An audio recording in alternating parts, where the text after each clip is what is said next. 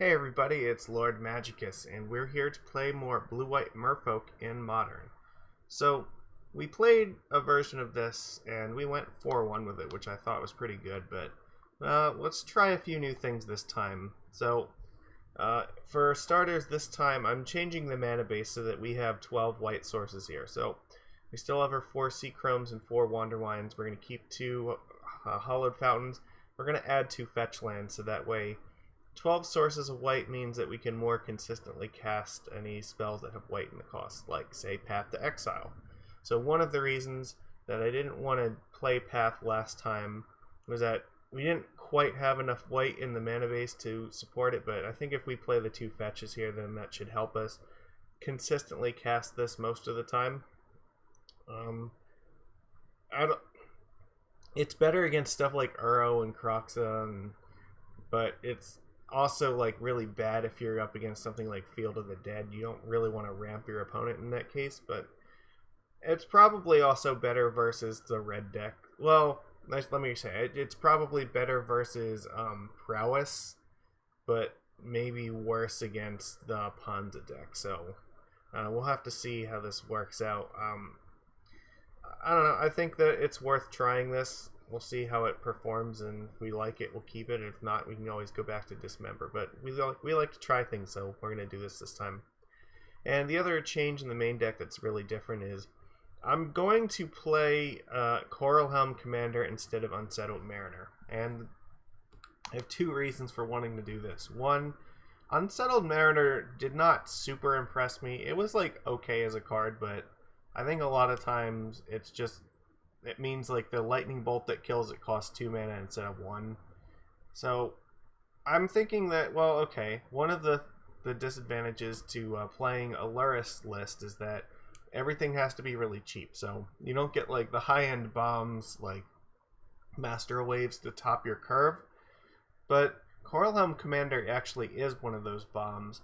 It's just that it only costs 2 mana up front. So if we're going to go into like a game where we want like a late game threat to kill something, Coralhelm is actually really good at that because it can become a 4/4 flying lord.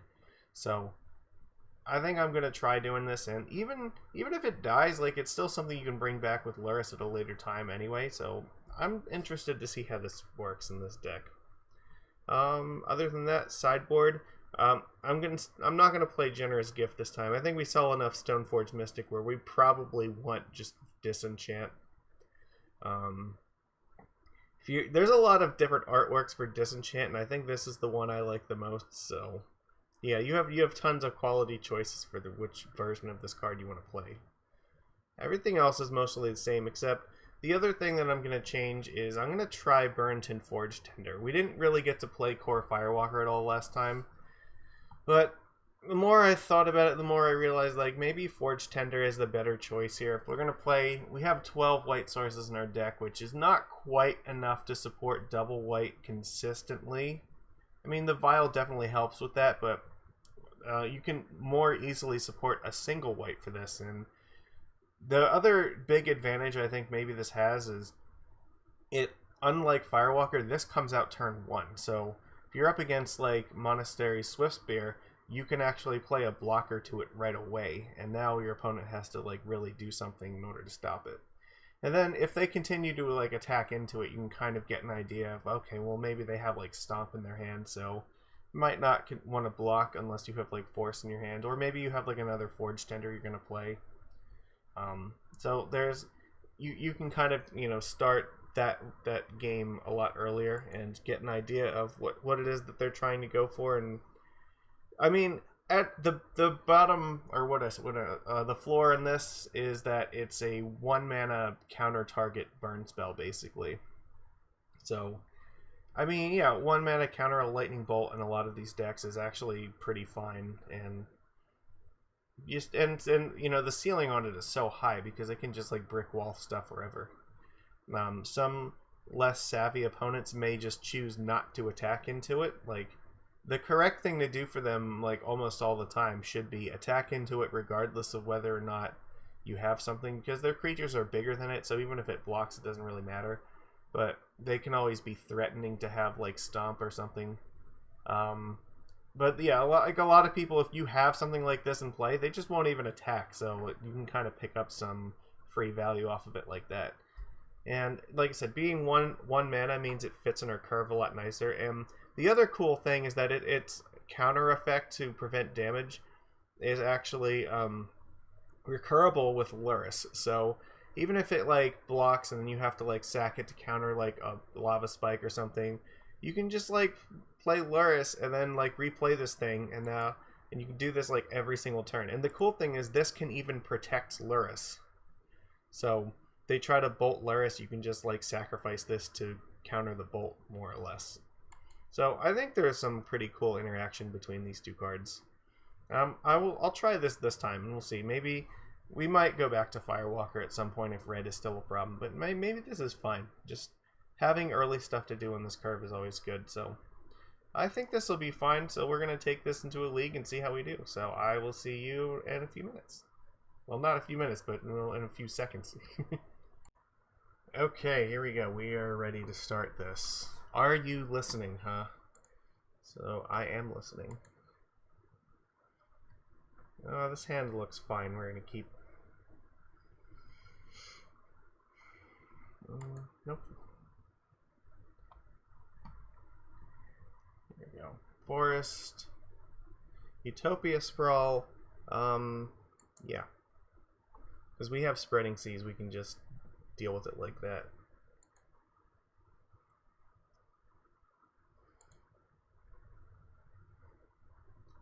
So I have two Biomancers here, so I should just play one of them, and then the other one is likely to be Force Food.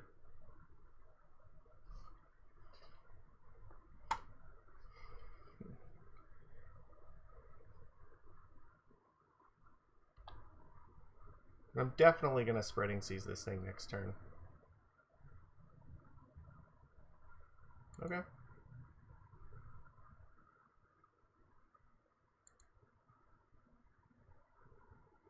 Dude, this is not going to work out for them very well.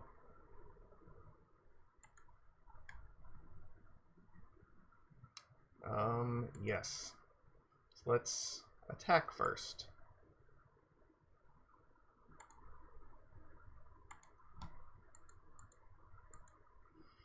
It might be difficult to use this path to exile.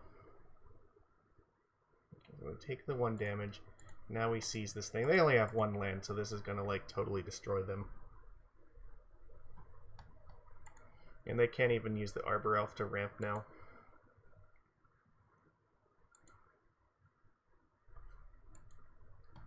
Well, they found a foothill, so they're not locked out just yet.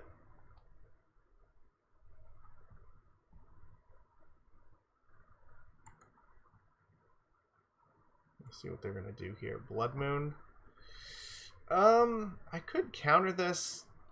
So the thing is, if I don't do this, then I'm never going to get to use this path to exile. So, and I think I want to keep this for right now.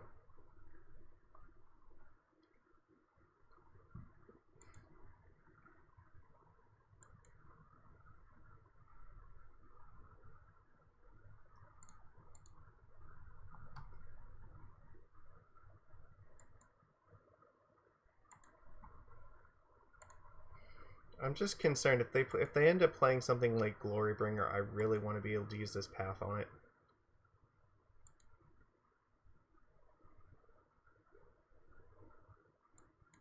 Or even if they play another Blood Moon, I might path my own Benthic Biomancer just to get another basic land out.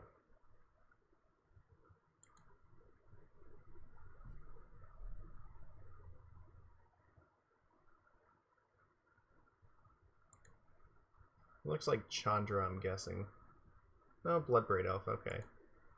Well, Seasoned Pyromancer, okay, so that's less than ideal, but there's nothing I can really do about that.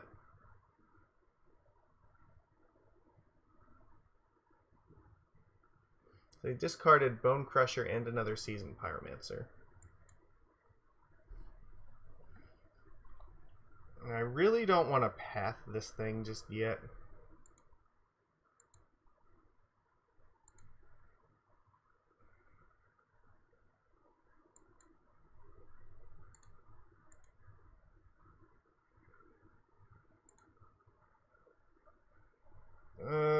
That's not exactly what I need right now. This is a kind of a tough spot here because... damn it. I can't effectively use this path right now, but...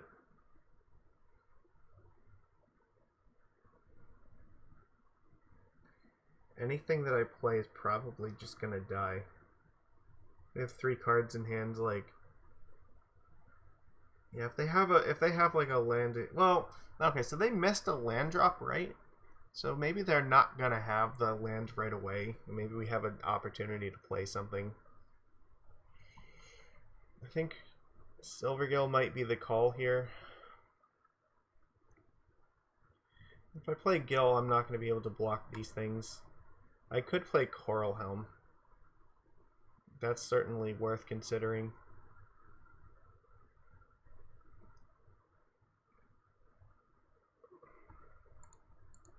Because at least Coral Helm can block one of these, so... I don't want to play the Lord just yet. I want to keep that back. Because that's what...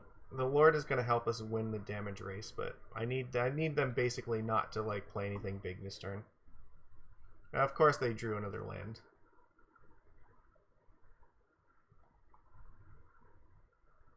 Well, this is not good. If they're cracking this, then that certainly means they have either a 4 or 5 drop. Oh, that's bad. Well, I mean, we can seize it off of there, but I don't know how much it's going to help.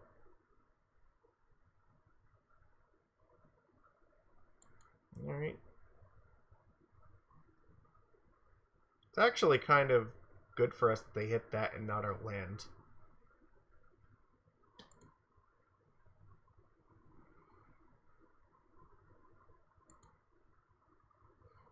I don't really want to trade with either of these things.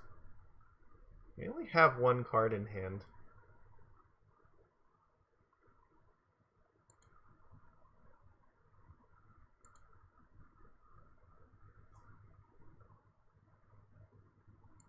Okay, it wasn't that big of a thing. That actually helps a lot. So let's see. Now we have the line. I can attack them back for 5, and then they're like...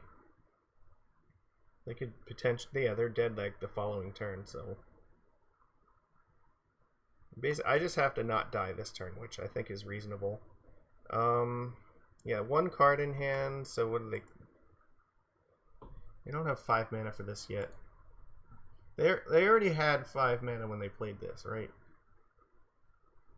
No, they only had 4.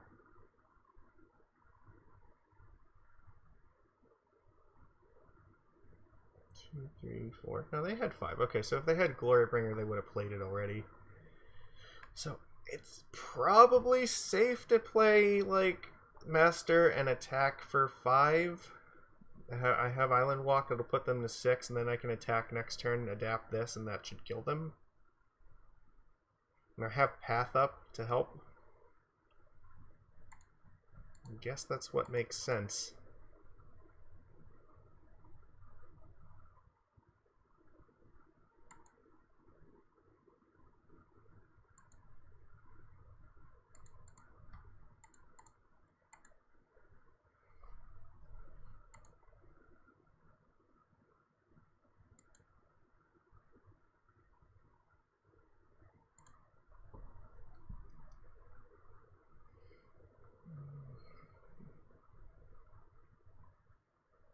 Yeah, that's not going to do it.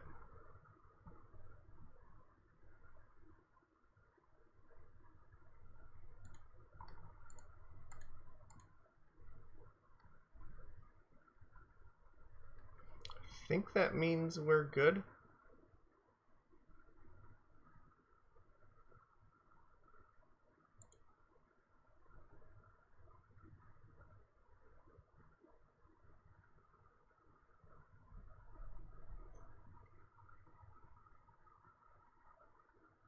Interesting. So I guess I just block here, take 5, and that's not enough to kill me?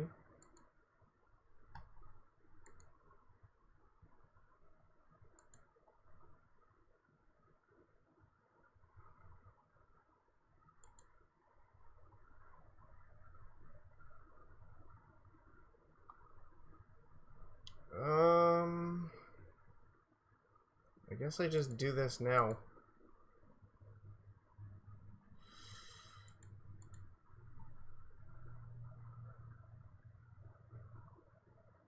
Okay, we win. Just barely. Alright, so... Okay, so this is a Blood Moon deck. We definitely want Aether Gust. These paths are really dangerous because if they ever resolve Blood Moon, then we can't actually use them. But, I mean, they're also they really help against, like, the Glorybringer, so...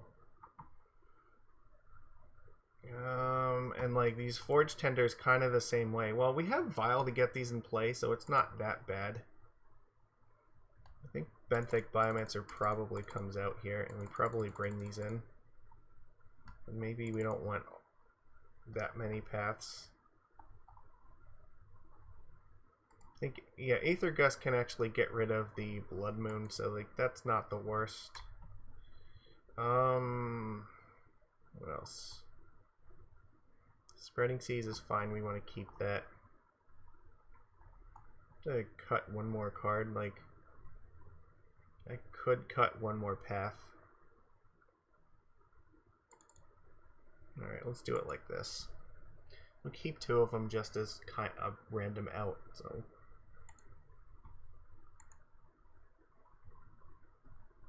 This hand is slow, but I guess we keep it. And just hope we don't get, like, turn 2 Blood Mooned. Well, this might be happening now. Okay, well that sort of helps. At least if they play Blood Moon, I can actually, like, do something.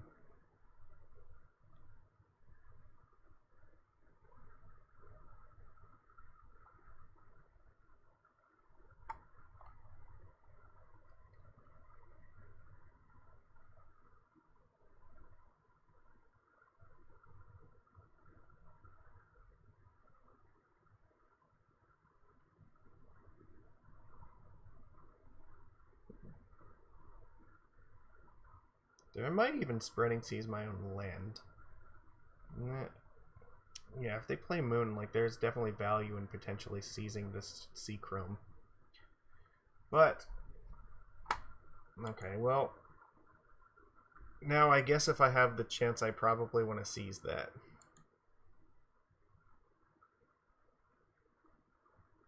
Alright.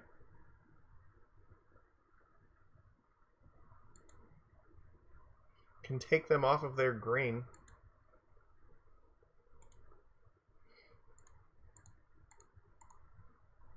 And they don't have any forests left to use that on either, so... Alright, and then next turn we can play the Aether Vial, and maybe we'll set up, like, Aether Gust on something.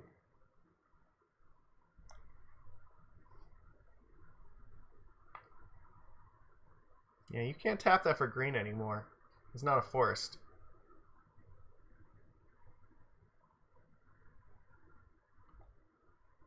Oh, that is beautiful! That is exactly what we wanted to see. They have nothing to do. Amazing.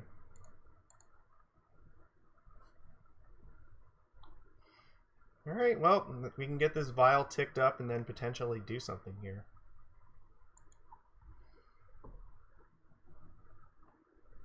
Yeah, they still don't have green mana, so... Just... Seasoned Pyromancer. It's not really ideal. I could Aether Gust this, if I could either Aether Gust this or the Blood Moon. But I want to keep them at 3 mana, like...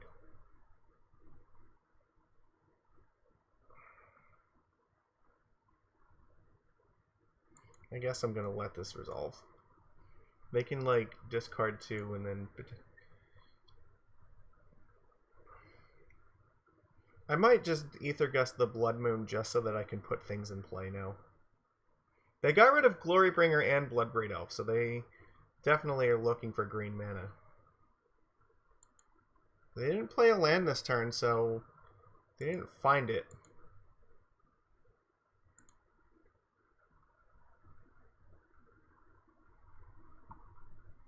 right? No, they played Stomping Ground. Okay, so they may have found the land. They just drew 2 cards, so I'm trying to think here. I could actually just Ether Gust the Blood Moon and play Harbinger of the Tides in this thing. Like, that's a pretty strong line. I think that's a good idea. They can definitely put us back in the game here. And put it on top of their deck. Okay. I can even Force of Negate it now if I want to. But this is definitely something I want to get in play. Oops.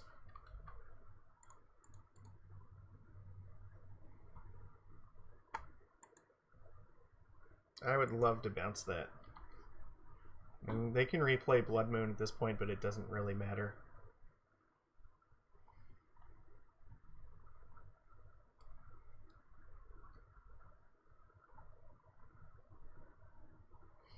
That, I think I do want to counter.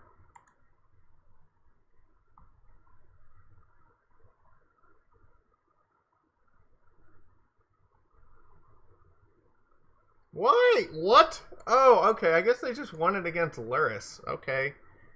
Sure. That's, like, the least of my concerns right now. Attacking is stupid, so yeah. No, well, I guess you could have... No, if you attack with Pyromancer, I'm definitely going to block there. So yeah, attacks just seem poor. But here now we have like a big turn. Ooh, this is just getting better and better. Alright. Let's use our mana first, because if in case they do play Blood Moon, I want the ability to put the Trickster in with the Vial. No, not that. We want to attack with that. It has Island Walk. I think we're winning this one. So we managed to stick our important spells underneath the moon somehow. I can recast Moon, that's fine. I'm not going to do anything about it, probably. So here's a question. I could, if I do this, I put them back at 4 mana. They're not going to be able to cast their elf, though. I guess I'll just let this happen.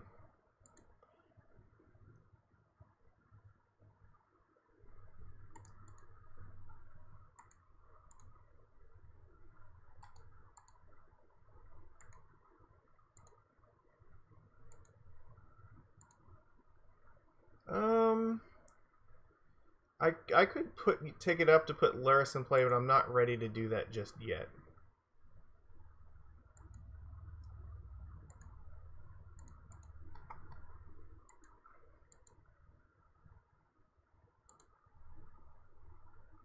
Okay. Alright, now I can pass. So I might take it up next turn. The Forge Tender's not really helping me at the moment. They're not killing the Lord, like, that's the important thing. They're... Like, we can attack them for 7 damage that they can't do anything about, so... Yeah, they can't really cast spells either. They kind of, like, lock themselves out of that. I don't want to tick this up just yet.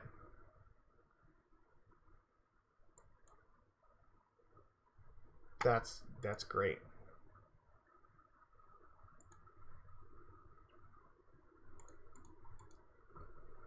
So get in there and put them to 1. Like, then the Forge Tender is just lethal.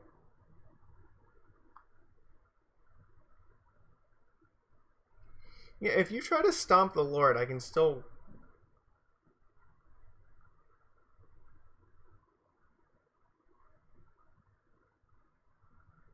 No, okay, I see what's going to happen here. No, they can do this, because I think if this was in the exact opposite order, then it would work, but in this case, no. But it's fine. We're just going to turn off the Seasoned Pyromancer from blocking.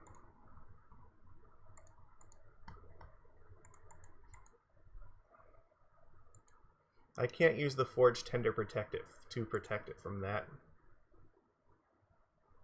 But that's okay. I think next turn I'm gonna tick up Vial. Okay.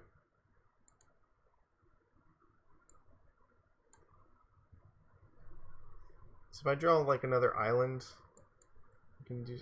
You know what? Maybe I don't want to though. Like it's close. They're at 5. Like if I draw another lord, like that's still enough to get there too. So you just play Bone Crusher here. Okay. No, I think I still need to keep it on 2 because if I draw a lord, I just win.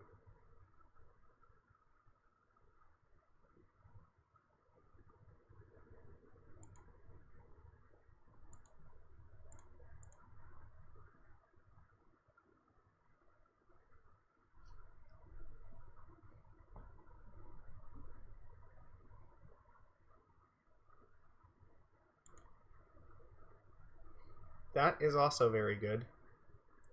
So I can put them at 3.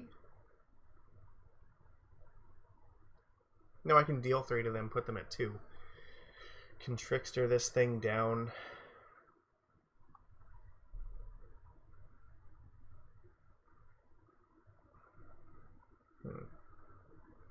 They can block this and then go to 2.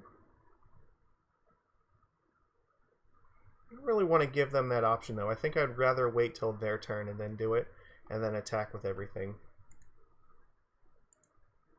I'll just attack with the Forge Tender.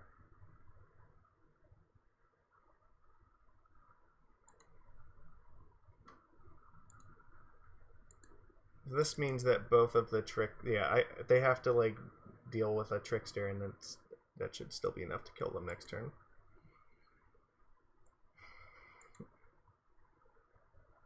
And this is also good protection if they draw like Glorybringer. If they don't have anything though, like this will just kill them. They're on a 4-turn clock, so that's... Oh, they're so dead. They are so dead. You cannot afford to attack with that right now. Nope, I'm just gonna take 2. Like the game's in the bag at this point. Like this is hard for them to play around. Like now, what do they do here? I don't think any of this works.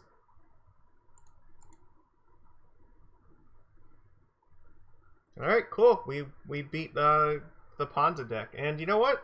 Our plan worked. Like, yeah, the Forge Tender I think helped a lot. Like, it threatens to like just protect our creatures, but we didn't even need, you know, like Lurrus or anything. We got Path to work in the first game. Aether Gust on the Blood Moon definitely helped us put stuff in play when we needed to.